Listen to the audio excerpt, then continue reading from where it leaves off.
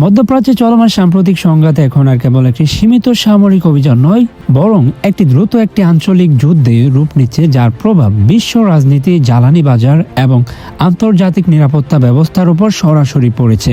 যুক্তরাষ্ট্র ও ইসরায়েলের যৌথ সামরিক অভিযানের মাধ্যমে ইরানের ভেতরে একের পর এক কৌশলগত লক্ষ্যবস্তুতে হামলা চালানো হচ্ছে, যার উদ্দেশ্য ইরানের ক্ষেপণাস্ত্র সক্ষমতা ধ্বংস করা, সামরিক নেতৃত্বকে দুর্বল করা এবং ভবিষ্যতে সম্ভাব্য পারমাণবিক অগ্রগতি থামিয়ে দেওয়া। ওয়াশিংটন থেকে প্রকাশিত বিবৃতিতে সাবেক মার্কিন প্রেসিডেন্ট ডোনাল্ড ট্রাম্প বলেছেন, এই সামরিক অভিযান কয়েক সপ্তাহ পর্যন্ত চলতে পারে এবং তাদের লক্ষ্য দ্রুত ও নির্দিষ্ট ফলাফল অর্জন করা।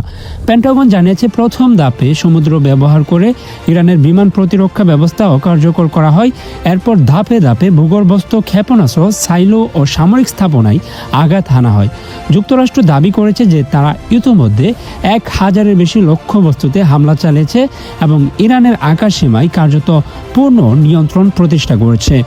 অন্যদিকে ইরান এই হামলার জবাবে শুধু ইসরায়েল নয়, উপসাগরীয় অঞ্চলের বিভিন্ন দেশেও ড্রোন ও ব্যালিস্টিক ক্ষেপণাস্ত্র নিক্ষেপ করেছে।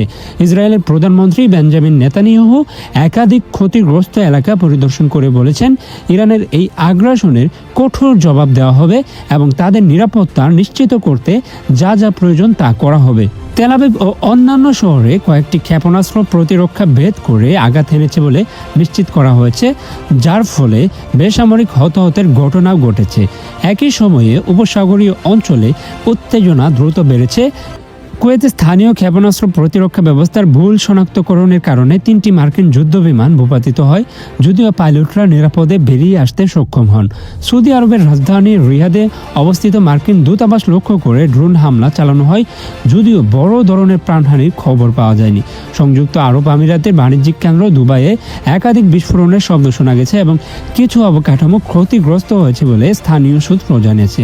এই সংঘাতের একটি গুরুত্বপূর্ণ দিক হল কৌশলগত জলপথ স্ট্রেট অফ হরমুজকে ঘিরে হুমকি। বিশ্বের প্রায় 20% জ্বালানি তেল এই সরু জলপথ দিয়ে পরিবাহিত হয়। ইরান ঘোষণা দিয়েছে যে শত্রুপক্ষের সঙ্গে সংশ্লিষ্ট কোনো জাহাজ এই পথ অতিক্রম করলে তা লক্ষ্যবস্তু হতে পারে। এর ফলে আন্তর্জাতিক শিপিং কোম্পানিগুলো সতর্ক অবস্থানে রয়েছে এবং অনেক বাণিজ্যিক জাহাজ সাময়িকভাবে গতি কমিয়ে দিয়েছে বা বিকল্প পথ বিবেচনা করেছে। তেলের আন্তর্জাতিক বাজারে ইতিমধ্যেই অস্থিরতা দেখা দিয়েছে। বিশ্বব্যাপী জ্বালানি মূল্য বৃদ্ধি পেয়েছে, যার প্রভাব সাধারণ মানুষের উপর পড়েছে পেট্রোল ও পরিবহন খরচ বৃদ্ধির মাধ্যমে। অর্থনৈতিক বিশ্লেষকরা সতর্ক করেছেন যে সংঘাত দীর্ঘায়িত হলে বৈশ্বিক মুদ্রাস্ফীতি আবারও তীব্র আকার ধারণ করতে পারে। রাজনৈতিকভাবে পরিস্থিতি আরও জটিল হয়ে উঠেছে। যুক্তরাষ্ট্রের প্রশাসন বলছে তাদের কাছে ইরানের পক্ষ থেকে আসন্ন হুমকির গোয়েন্দা তথ্য ছিল, তাই এই অভিযান ছিল প্রতিরক্ষামূলক ও প্রতিরোধমূলক পদক্ষেপ। তবে বিরোধী রাজনৈতিক দলগুলোর কেউ কেউ প্রশ্ন তুলছেন, কংগ্রেসের পূর্ণ অনুমোদন ছাড়া এত বড় সামরিক পদক্ষেপ নেওয়া কতটা যৌক্তিক। একই সঙ্গে কূটনৈতিক অঙ্গনেও চাপ বাড়ছে। ইরান দাবি করছে তারা আলোচনায় আগ্রহী ছিল এবং হঠাৎ আক্রমণের মাধ্যমে সেই প্রক্রিয়া ভেঙে দেওয়া হয়েছে। জাতিসংঘে জরুরি বৈঠক ডাকার প্রস্তাব উঠেছে এবং ইউরোপীয় কয়েকটি দেশ মধ্যস্থতার সম্ভাবনা খতিয়ে দেখছে।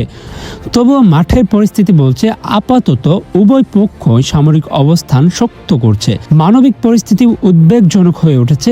ইরানের ভেতরেই কয়েকটি আবাসিক এলাকা ও অবকাঠামো ক্ষতিগ্রস্ত হয়েছে বলে স্থানীয় কর্তৃপক্ষ জানিয়েছে।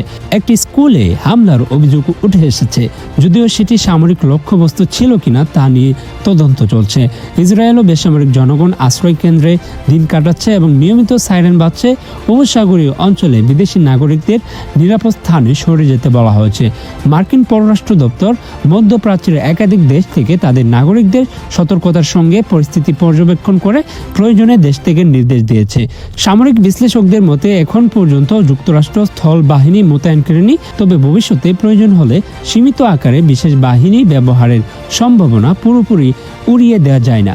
পেন্টাগন কর্মকর্তারা বলছেন, লক্ষ্য হলো দ্রুত ও তীব্র আঘাতের মাধ্যমে ইরানের সামরিক সক্ষমতা ভেঙে দেওয়া, দীর্ঘমেয়াদী দখল বা ব্যাপক স্থল যুদ্ধ নয়। তবুও ইতিহাস বলছে মধ্যপ্রাচ্যের সংঘাত প্রায়ই অনাকাঙ্ক্ষিতভাবে দীর্ঘায়িত হয়েছে এবং আঞ্চলিক শক্তিগুলোর সম্পৃক্ততা পরিস্থিতিকে আরও জটিল করেছে।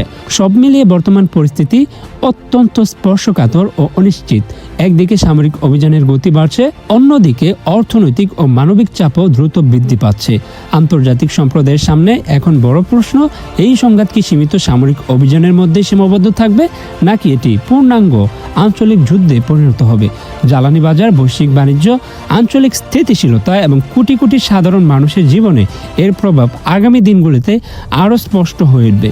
পরিস্থিতি দ্রুত বদলাচ্ছে এবং বিশ্ব এখন নজর রাখছে মধ্যপ্রাচ্যের আকাশ ও সমুদ্রপথের দিকে, যেখানে প্রতিটি বিস্ফোরণ কেবল একটি সামরিক ঘটনার চেয়েও বেশি কিছু।